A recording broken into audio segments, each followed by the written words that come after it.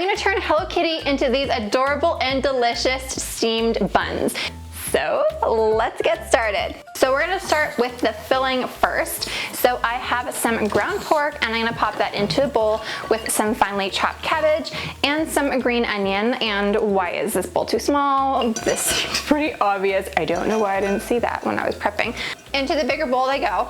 And now I'm gonna add some grated ginger, and then I'm gonna also add some Worcestershire sauce, some sake, some sesame seed oil, some soy sauce, some sugar, and some salt and pepper, and let's just mix that all together.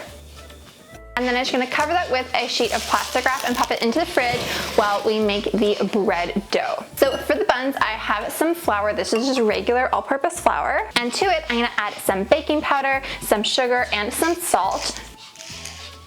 Just whisk that together.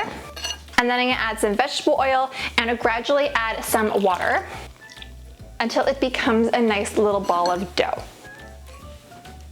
Now I'm gonna squeeze off 3 little balls of dough, and with the magic of YouTube, I'm going to magically and quickly dye these red, yellow, and black.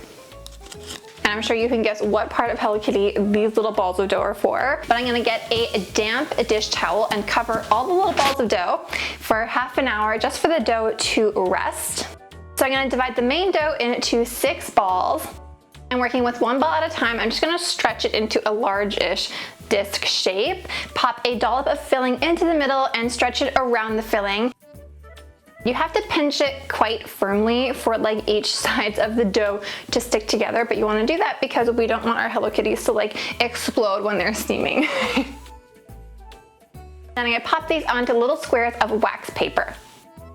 We're gonna start with the bows. So take 2 large balls of the red dough and stick them on, and you can wet your finger with some water and then use that as like a glue to stick these decorations to the main ball of dough.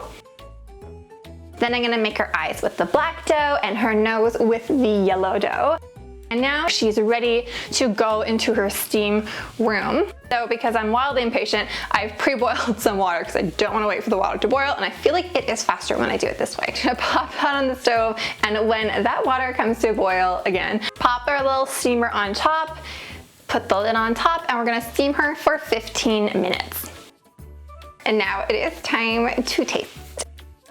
Oh my gosh, look at that. The filling looks so juicy. It's like steaming. And it's so good. It's so fragrant. It tastes like you would buy them at like a convenience store in Japan. And do you know who also likes pork?